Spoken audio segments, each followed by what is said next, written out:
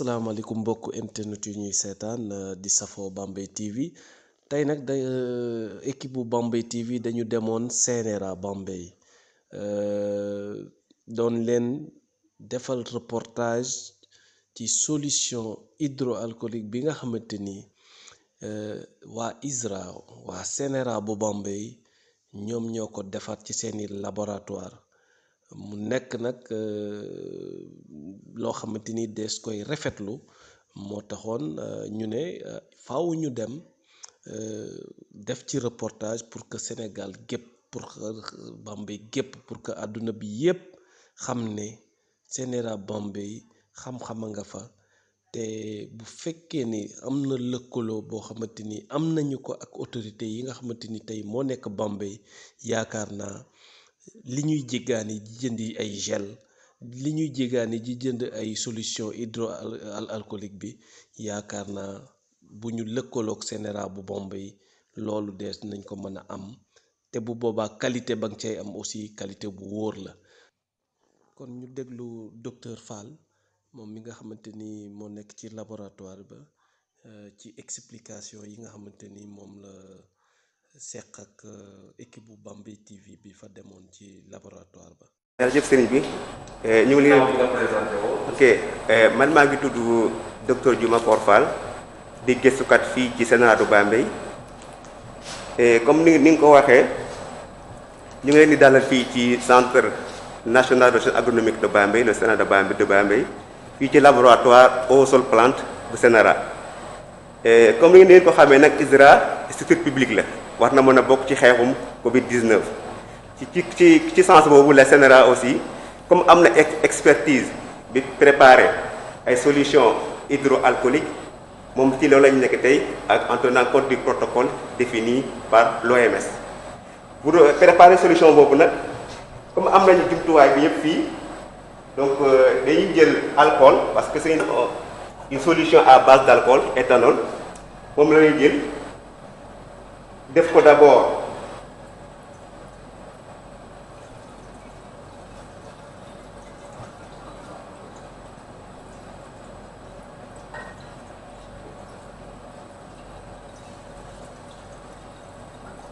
alcool ba lañu njëkk a def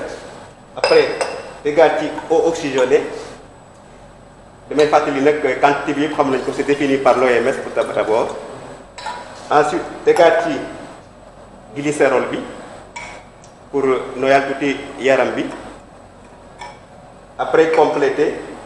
ak ndox lii dañuy préparer fii pour 1 litre de solution hydroalcoolique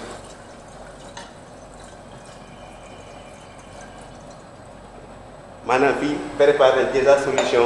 1 litre de solution hydroalcoolique boo paree nag comme OMS ni mu ko recommandé dañ koy jaxase bu baax mélanger ko bu baax a baax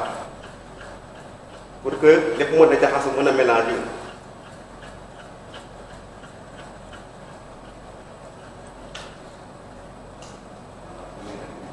buñ paree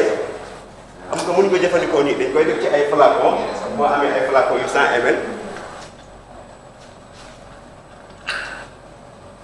nga sotti ci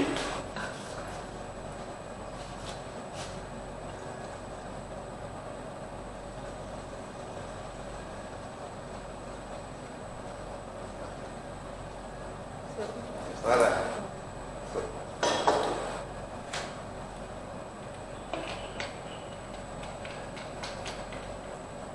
léegi am nañ suñu solution hydroalcoolique prêt à l'emploi comme ñu aussi ay gëstukat lañ bu ñu préparer solution bi def nañ genre test bu ndaw pour vérifier est-ce que li ñu prépare bien vrai que on s'est basé sur le protocole de l'OMS mais est-ce que mën na aussi rey ay microbes moom la ñuy def test bu mépp tuuti dañuy jël ay microbes yu jóge ci suuf si après boole ko ak sunu solution ak aussi comme xam nga eau de javel moom lañ utiliser te pour raxas loxo yi moom lañ jël xool est-ce que suñu solution bi mën na rey en tout cas microbe bi nekk fii moom lañ jël xool donc boo xoolee boîte bi amul dara boîte bi moo am suñu solution bi ak boîte bi mu am eau de javel parce que eau de javel moom la ñuy recommandé pour ñu raxas suñu loxo yi voilà ak saabu bu amul loolu nga doog a jël gel bi bu ñu ko xoolee nag gis na ne fii boo ko xoolee bu baax fii xam ne am na yi fi poussé suñu solution bi dara doxu ci bii aussi eau de javel aussi amul dara loolu day firndeel ne aussi li produit bi ñu préparé aussi vraiment jaar na yoon parce que dañuy suivre protocole OMS donc jaar na yoon maanaam war nañ ko mën a utiliser pour au moins mën a seetal suñu loxo yi pour toujours xeex ci Covid 19. comme ni nga ko waxee suñu def en tout cas test de qualité la parce que aussi mën nga préparer ci protocole OMS bi mais aussi foog nga tester li nga est-ce que li nga def est-ce que baax na parce que ñu bëri peut-être ñu ngi koy defar mais est-ce que ñu ngi koy tester ñun nag comme ñun ay scientifique lañ dañuy bëgg li ñuy defar ba pare ñu tester ko ndax est-ce que mën na rëy en tout cas ay micro te bu ñu ko xoolee ci boîte yi xam nañu fi am solution bi ak fi am eau de javel bi dara poussé wu fa dara dund fa maanaam rëy na microbe yi fa nekkoon yëpp nag muy champignon muy bactérie ak muy leneen. donc bu ma la dégloo nga wax conseil départemental ak mairie Bambey ils ont plus intérêt à travailler ak yéen que ne travailler ak ñi nga xamante ni dañuy wër di jaay te gel yi ñuy jaay sax wóoruñu ndax baax na wala baaxul. en tout cas yaakaar naa ne buñ comme bu dee dañuy jéggaani ay produits du mu jëndi ko feneen te comme expertise bi am na fii ci seen wet fii Sénat de Bambey bu ñu liggéey ensemble en tout cas mën nañ vraiment produire solution yoo xamante ne vraiment am na ci confiance parce que wóor nañu préparer nañ ko aussi saytu ko aussi ba xam ne aussi mën na faagaagal do bactéries wala champignons yi fi nekk loolu daal mën nañ ko def quoi. aussi ISRA aussi en tant que service public war na mën a am li ñuy wax service à la communauté donc war nañu mën a lëkkaloo ak conseil départemental lu Bambey wala mairie bi wala aussi district sanitaire bi pour mën a préparer aussi ay solutions hydroalcooliques pour mën koo jox suñu population aussi ñu mën leen jëfandikoo pour aussi ñu ñëpp ñu jàpp ci xeexum bii mooy Covid 19. loolu daal lañ fi en tout cas ñu ngi xaar daal autorités yi pour ñu mën a lëkkaloo pour mën a préparer solution yi mën koo jox waa population bi nekk fii ci Bambey ak environnement yi voilà maa ngi leen di jaajëfal. donc mu nekk actuellement produit fini yoo xamante ni tey boo ko génne woon fi mu ne nii n'importe quel Sénégalais n'importe quel kii rek mën na ko utiliser day diis rek ci loxoom après bomb. voilà fu mu nekk nii mën nañu ko utiliser boo ko bëggee juste nga def sa loxo nii rek mélanger comme ni ñu ko defee ak gel bi rek. waa nga xaar tuuti après vraiment mu mën a liggéeyam. mais am na ay échantillons yoo xamante ni defar ngeen ko ba pare. am na déjà échantillons yi defar ba pare defar nañu échantillons yu bëri. te xam te ne ñu ngi nii même ñun fii général moom lañ utiliser lu bëri moom lañ jox gardien bi nekk ci porte bi. voilà poste santé bi aussi moom lañ ko jox xam nga aussi dañ ko utiliser lu bëri moo tax dañ ci préparer ay quantité yu bëri di ko jox gars yi lii aussi mën nañ ko préparer aussi jox ko waa district sanitaire bi wala waa en tout cas waa conseil départemental wala mairie bi ñu jox ko waa marché ak en tout cas waa population Bambey yëpp quoi mën ci jariñoo voilà. donc ginnaaw bi mu seqee waxtaan ci ak docteur Fall tàllal nañ sunu micro administration bi nag liñ leen laaj moom mooy naka la ñu gisee seen ak jàppale seen ak lëkkaloo ak municipalité bi seen lëkkaloo ak aussi tamit conseil départemental ba nga xamante ni tey waa Bambey dinañ mën a jot ci solution hydroalcoolique bi nga xamante ni tey de bonne qualité la donc ci noonu la ñu tàllalee sunu micro Mohamed Seye muy chef du service administratif bu CNRA Bambey xam naa ñu. Moi, je m'appelle Mohamed Seye, je suis le chef du service administratif du CNRA de Bambey. Bon, tout d'abord, je salue votre initiative de venir faire la promotion de la solution hydroalcoolique que nous sommes en train de produire au niveau de notre laboratoire sol aux plantes. Bon, au fait, c'est une solution qui respecte le protocole de l'OMS. Donc, on a respecté toutes les normes de qualité par rapport à la production du gel. Bon, comme vous le savez, avec cette pandémie au niveau mondial et national, je pense que nous, en tant qu'institut de recherche, nous devons jouer notre partition dans ça. Donc, c'est dans ce sens que nous avons produit dans un premier temps 20 litres de solution hydroalcoolique que nous utilisons actuellement au niveau de plusieurs, bâtiment administratif au niveau du CNRA, mais aussi au niveau de la porte d'accès.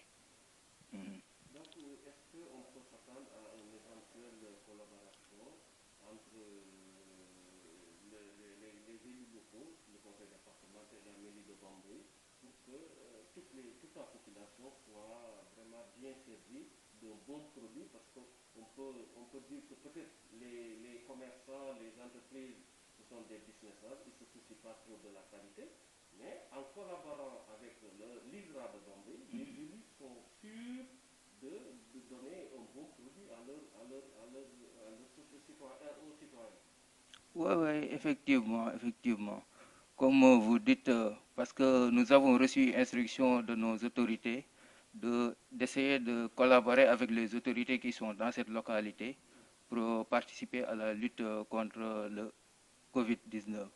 Et dans la mesure où nous avons des laboratoires qui ont la capacité de produire ces gels hydroalcooliques en respectant les protocoles de l'OMS, je pense que ce sera un partenariat vraiment pas difficile à faire parce qu'il nous suffit juste d'avoir les produits nécessaires pour éventuellement produire en quantité et en qualité le gel hydroalcoolique. Et je pense que ça permettra, comment dire, ça va appuyer les autorités de la localité dans la lutte contre, comment dirais-je, le Covid-19. Bon, peut-être en Wolof, j'avais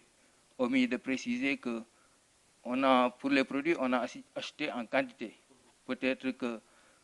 pour l'instant, avec le personnel qu'on a réduit, on n'a pas pu produire une très grande quantité, mais on avait prévu d'en donner aux autorités de la localité, comme la préfecture et le district de Bambey. Oh, maa ngi leen di remercier ci seen visite boobu noonu parce que yaakaar naa maa ngi leen di nuyu man maa ngi tudd Mohamed Sey. Je suis le chef du service administratif du CNRA de Bambey. Bon, je pense que c'est une visite bi ngeen def lu ñuy saluer la lu am solo la parce que comme niñ ko xamee ñun ñëpp mbas mi dal suñu kaw kenn ku ci nekk da ci war a dugal loxoom te Institut sénégalais de recherche agricole bon warul des ginnaaw parce que ici au niveau du CNRA de Bambey am nañ fi ay laboratoire yoo xam ne ils ont les capacités de ñu produire gel bi nii boo xoolee gel bi ñu koy produire dafa respecter le protocole de l'OMS, les normes sanitaires. D'ailleurs comme partenariat boobu ngay wax je pense que ñun déjà jotoon nañ ci waxtaan parce que man ak la directrice ñu ngi doon xool nan lañ mënoon def pour liggéey ak préfecture ou gouvernance ak le gouverneur pour mën a xool même si ñoom bu ñu mënee jënd produit yi ñun ñu def suñu contribution en produisant la solution hydroalcoolique. Donc dans un premier temps on a produit si njalbeen gi defar nañ 20 litres solution gel hydroalcoolique mooy bouteille yi ngay gis ñu teg ko noonu d'ailleurs ñun moom la ñu utiliser à l'entrée moom la ñuy utiliser te yaakaar naa ne loolu moom lu ñuy sawar la participer ci lutte contre Covid-19 bi. léegi ci comme au niveau de la mairie ak conseil départemental bi nga xamante ni yàlla def na fi ngeen nekk est-ce que jotul ñoom produit yu wóor bi nga xamante ni peut-être tey mënuñu certifier que ne baax na collaboration boo xamante ni vraiment une production boo xamante ni tey dina mën a ne sax mën na daj Bambey gépp parce que li ma gis ci laboratoire bi mën nañu produire lu daj Bambey bi yëpp donc est-ce que loolu yéen ñi nga xamante ni yéenay kilifa général bi pare ngeen pour partenariat bu mel noonu. effectivement pare nañ ko parce que d'ailleurs sax ñun suñuy kilifa loolu la ñu digal parce que bi ñu produire gel bi jot nañ ci discuter ak ñoom d'ailleurs ñoo ñu conseillé ñu jéem a xool ñuy travailler ak les autorités de la localité pour ñu mën a participer ci xeex bi waaw partenariat boobu du doon dara lu dul peut-être am na produit yu nga xam ne moom la ñuy soxla pour mën a produire gel bi il suffit juste ñu am ces produits là pour produire en quantité pour toute la population de Bambey parce que boo xoolee mission CNRA aussi ci localité bi pour jàppale population bi la kon loolu je pense que du am benn problème